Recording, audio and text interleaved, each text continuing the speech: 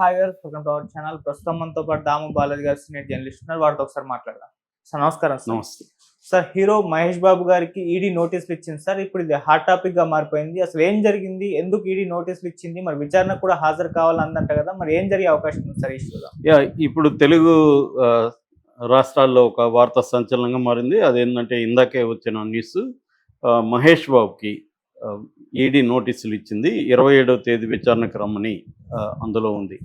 So అసలు ఏంటి నోటీసులు, ఆయన ఏం తప్పు చేశాడు, దాదాపు 6 కోట్ల మనీ లాండరింగ్ జరిగిందని వార్తలు వస్తున్నాయి. సో ఒక పక్క ఆయన రాజమౌళితో సినిమాలు చేస్తున్న సందర్భంలో ఇలాంటిది రావడం ఒక సంచలనానికి తెరదీసిందని చెప్పుకోవచ్చు. ఇప్పటి వరకు మహేష్ బాబు మీద ఎటువంటి వివాదాలు కూడా ఈ టైప్ వివాదాలు లేవు. అల్లు అర్జున్ తర్వాత మహేష్ బాబుని ఏమన్నా టార్గెట్ చేస్తున్నారని డౌట్ అయితే చాలామందికి వస్తుంది.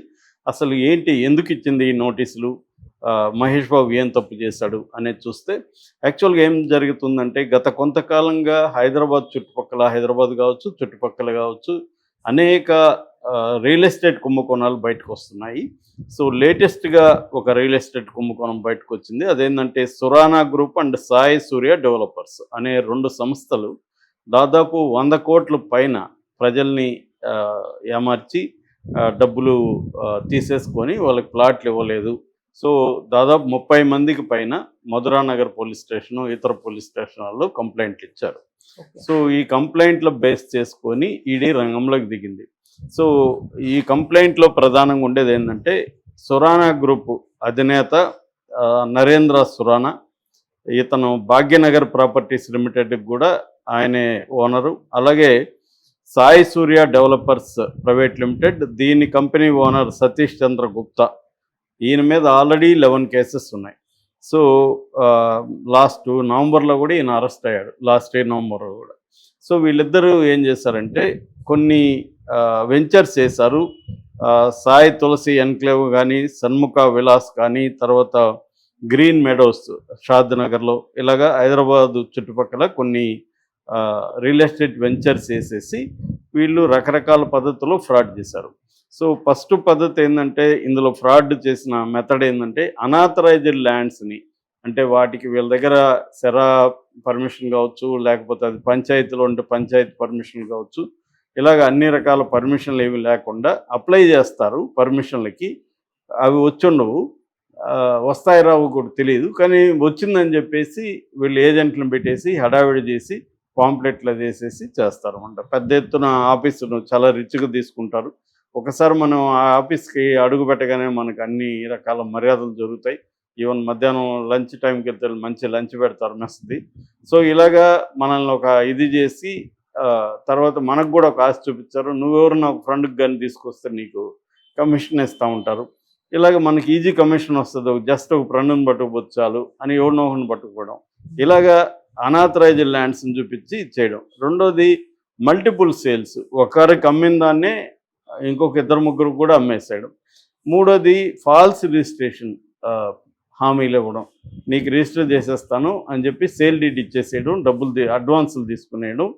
ఇప్పుడు 6 నెలల తర్వాత అయితే ఇవి నీకు 50 లక్షలు దీనికంటే పెరుగుతుంది, ఇప్పుడుగానైతే 50 లక్షలకి నీకు తగ్గుతుంది అని చెప్పడం. ఇలాగా అంటే ఆల్రెడీ కొనాలనుకుంటున్న వాళ్ళని రకరకాల పద్ధతులు టెంప్ట్ చేయడం. తర్వాత ఫైనల్గా non delivery of the flats, ఈ ఫ్లాట్స్ చెప్పింది ఇవ్వరు, ఏదో పెండింగ్లో పెట్టేస్తారు. ఆ మధ్య నేను ఒక దీంట్లో చూస్తే అగ్రిమెంట్లో ఒక క్లాజ్ పెట్టారు వాళ్ళు. ఆ క్లాజ్ ఏంటంటే గాడ్స్ ఇంటర్వెన్షన్ ఏమన్నా అయితే ఈ అగ్రిమెంట్ చెల్లకపోవచ్చు అనేది పెడతారు. గాడ్స్ ఇంటర్వెన్షన్ అంటే ఏంటి, వీళ్ళకి నష్టం వచ్చింది కూడా ఎక్కడో వేరే ప్రాజెక్టులో మాకు నష్టం వచ్చింది, అందుకని మేము ఇవ్వలేకపోతున్నాం, మేము ఆల్రెడీ చెప్పాం కదా గాడ్స్ ఇంటర్వెన్షన్ అని చెప్పేస్తారన్నమాట. సో అలాగా లీగల్గా దొరకకుండా వీళ్ళు ఏం చేస్తున్నారంటే కొన్ని రకాల పద్ధతులను ఫాలో అవుతున్నారు. సో దీంట్లో చాలామంది ఇలా ఇరుక్కొని ఈ ఇద్దరి రియల్ ఎస్టేట్ ఏజెన్సీలో దాదాపు 100 కోట్ల పైన ఫ్రాడ్ చేశారని చెప్తున్నారు. ఇది కాకుండా ఈడీ ఎంటర్ అయినాక సిబిఐ కూడా ఆల్రెడీ దీంట్లో కేసులు పెట్టింది. సిబిఐ ఏం పెట్టిందంటే, వీళ్ళు బ్యాంక్ లోన్లు కూడా వీళ్ళిద్దరు కలిసి ఎగ్గొట్టారు. దాదాపు 3,986 కోట్ల, అంటే దాదాపు 4,000 కోట్ల బ్యాంక్ అప్పులు తీసుకొని దేనికైతే అప్పులు తీసుకున్నారో ఆ ప్రాజెక్టులలో డబ్బులు ఖర్చు పెట్టకుండా వేరే దానికి డైవర్ట్ చేసేసి అక్కడ లాసులు చూపించేసి బ్యాంక్ కొట్టారని ఆల్రెడీ సిబిఐ కూడా కేసు ఉంది. అదేదో సామెత ఉంది, మోసం చేసిన నువ్వు 1000 కోట్లలో చెయ్యి అని. 1000 కోట్లలో చేస్తే నువ్వు 100 కోట్లలో ఖర్చు పెట్టావు అనుకో, వ్యవస్థలన్నీ మేనేజ్ చేసేయచ్చు.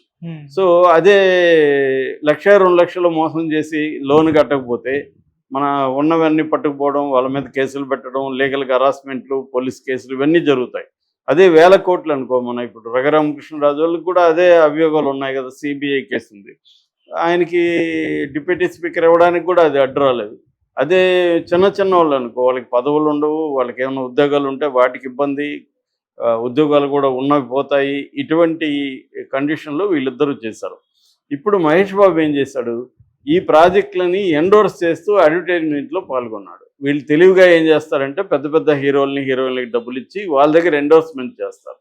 ఎప్పుడైనా ఇప్పుడు కంప్లైంట్ ఇచ్చిన వాళ్ళు అందరూ ఏం చెప్తున్నారంటే మహేష్ బాబు ఎండోర్స్మెంట్ చేయడం వల్లే మేము నమ్మాము ఈ ప్రాజెక్టు, ఎందుకంటే ఇది అథెంటిక్గా ఉంటుంది, మోసాలు చేయరు, మహేష్ బాబుకు ఒక క్లీన్ ఇమేజ్ ఉంది, సో మహేష్ బాబు ఎండోర్స్ చేస్తున్నాడంటే ఇది నమ్మకమైన ప్రాజెక్టే అనుకొని దిగారు వీళ్ళు. అంతకుముందు కూడా కె విశ్వనాథ్ కావచ్చు, సిరివెన్నెల కావచ్చు, కొంతమంది చేసిన ప్రాజెక్టులు కూడా ఇట్లాగే ఫ్రాడ్లో ఇరుక్కున్నాయి.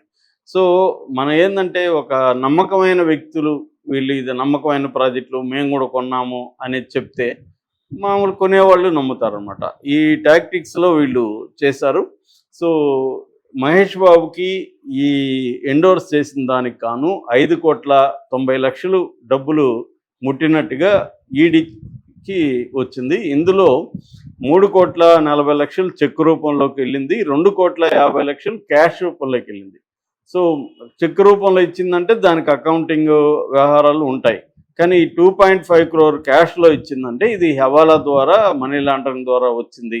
అంటే బ్యాంక్ లోన్లు తీసుకోవడం, రెండోది క్లయింట్లను మోసం చేసి డబ్బులు తీసుకోవడం, ఈ డబ్బుల్ని హవాలా ద్వారా లేకపోతే మనీ లాండరింగ్ ద్వారా. ఇది ఎందుకంటే ఇదంతా బ్లాక్లో ఉంటుంది, అడ్వాన్సులు అంతా కూడా బ్లాక్లో తీసుకుంటారు. సో ఈ బ్లాక్ మనీని వైట్ చేయడం కోసం మనీ లాండరింగ్ చేస్తారు. అలాంటి మనీ లాండరింగ్ మనీ మహేష్ బాబుకి ఇచ్చారు. సో మహేష్ బాబు ఎండోర్స్ చేయడం ఒకటి రాంగు, ఈ వీళ్ళ హిస్టరీ లేకుండా ఇప్పుడు 11 కేసులు ఉన్న ఒక వ్యక్తి ప్రాజెక్టుని మహేష్ బాబు ఎలా ఎండోర్స్ చేస్తాడు? మరి మహేష్ బాబు లీగల్ టీము పెట్టుకోలేదా, ఆయన ఇవి చెక్ చేయలేదా, ఇవన్నీ ఇప్పుడు డౌట్లు వస్తున్నాయి. సో మహేష్ బాబు, అందుకనే మహేష్ బాబుని విచారణకు పిలిచారు. సో మహేష్ బాబుకి ఇది ఇబ్బందికరంగానే చెప్పచ్చు, ఎందుకంటే గతంలో కూడా మనం చెప్పుకున్నాం, తమన్నా భాటియా, తర్వాత ఇంకొంతమందిని, రియా చక్రవర్తి, తర్వాత జాక్లైన్ ఫెర్నాండస్, ఈవెన్ సోను సుద్దు, ఇలాంటి వాళ్ళు అనేక మంది డిఫరెంట్ ప్రోడక్ట్స్ని, ఈ బెట్టింగ్ యాప్స్ని చేయడం. కాజల్ కూడా ఇందులో ఉంది బెట్టింగ్ యాప్ విషయంలో, Mahadev betting app, Kajal and Tamannaah. అట్లాగే హెచ్పిజెడ్ టోకన్ అండ్ బిట్ కాయిన్, దీంట్లో కూడా తమన్నా ఇన్వాల్వ్ అయింది. ఇలాగే ఏంటంటే ఈ మధ్య కూడా చాలామంది పేర్లు మన బెట్టింగ్లో వస్తున్నాయి, వాటి మీద కేసులు కూడా నమోదైనాయి. సో సెలబ్రిటీలు దేనైనా ఎండోర్స్ చేస్తున్నప్పుడు దాని బ్యాక్గ్రౌండ్ చెక్ చేసుకోవడం, లీగల్ టీముని తన లీగల్గా చూసుకోవడం, వీళ్ళ మీద ఆల్రెడీ ఏమైనా కేసులు ఉన్నాయా, ఇది ఫ్రాడా కాదా అనేది చెక్ చేసుకోకుండా ఇస్తే వాళ్ళు ఇబ్బందులు పడతారు. వాళ్ళు ఇచ్చారు కాబట్టి ఇది నమ్మకం అనుకునే వేలాది మంది ప్రజలు కూడా కోట్లాది రూపాయలు మోసపోయే అవకాశం ఉంది. సో మహేష్ బాబు అయితే దీనివల్ల బాగానే ఇబ్బందులు ఎదుర్కొనే అవకాశం ఉంది. ఎందుకంటే ఆయన ఎలాగా వైట్లో ఎందుకు తీసుకోలేదు, క్యాష్ ఎందుకు తీసుకున్నాడు అనేది మేజర్ ప్రశ్న వస్తుంది. సో దానికి సమాధానం చెప్పకపోతే మహేష్ బాబుకు కూడా ఇబ్బందికరంగానే ఉండే అవకాశం ఉంది. Okay sir, thank you so much.